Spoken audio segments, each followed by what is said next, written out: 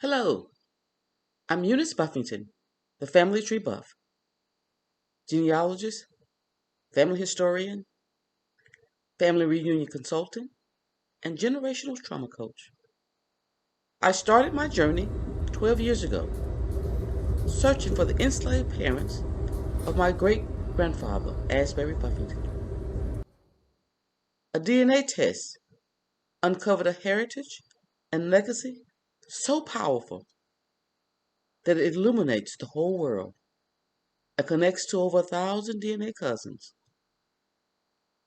This began my passion for ancestry and genealogy and connecting the dots, one cousin at a time. Rising from a past that's rooted in pain, I'm mindful of the trauma in family trees. Turning passion into purpose, I developed a mindful method to guide groups and individuals in building a visual family diagram, a genogram of family relationships, medical conditions, and cause of death to identify generational patterns. I specialize in helping others discover family, uncover lineage, and recover from generational trauma. Like me, the family tree buff. Family, it's me, your cousin, Eunice, the family tree buff. I'm Eunice Buffington, the family tree buff. I tell you the story of my four-time great-grandmother, Hannah Primus.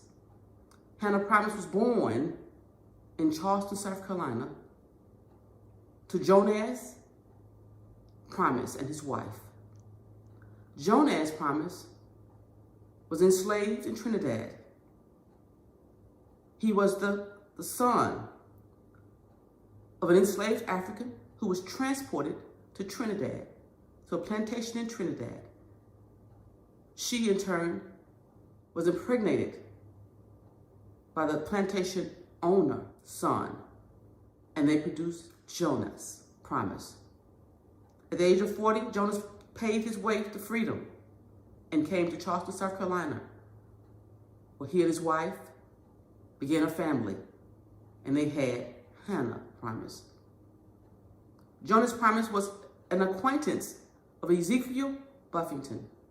Ezekiel was a well-known trader with the Cherokee Indians and a planter. To keep his daughter safe, Jonas placed her in the home of Osmond Buffington to work. We could never know the circumstances of their relationship, but shortly after she was placed in his home, she became pregnant. And she bore his first son, Primus Buffington. She later bore 3 more children for Osmond Buffington and was transported to Hall County, Georgia, to their new homestead in Georgia. There she began a life of enslavement. So for this month, in honor of my four-time great-grandmother, I present to you Hannah Primus. She rise, she rise, she rise. It illuminates the practice of the Scottish and Irish ancestors, traders who took our melanated, indigenous, Native American, Creole, and Caribbean young women and young girls and enslaved them and impregnated them. Santo Domingo and Saint Domingue, some enslaved, some not, and also got caught up in that. A lot of indigenous mixing amongst the Seminoles, the Seminoles in Florida, the Cherokees that were in the Carolinas area, and what have you. So I found that to be very interesting. But then the indigenous people that were in Louisiana, you mentioned Natchez. We had the Bufunkta tribes and some Choctaw and Natchez tribes. Okay. And they became a part of the Trail of Tears.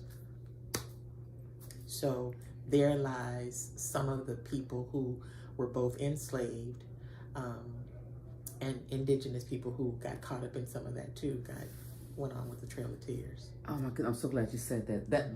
That's the link right there. On the Native, on my Native American side, that they were part of the Trail of Tears. Ezekiel Buffington was essential in rounding up the Indians to force them off land, including some of his family members, for them to go to Oklahoma on the Trail of Tears. And so our families is entwined in that. Wow. Right. Yeah. Exactly. And just that story that I just told you about, that was a Native American person that told me, that DNA matched to me, that told me that. Our stories are entwined. Yes. And I lost sister, and I lost sister, and I lost Native American sister. The trees that represent the women in the family, they stand tall.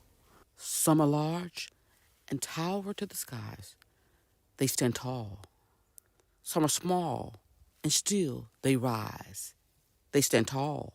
Some have aches and pains, yet still they continue to grow, and they stand tall.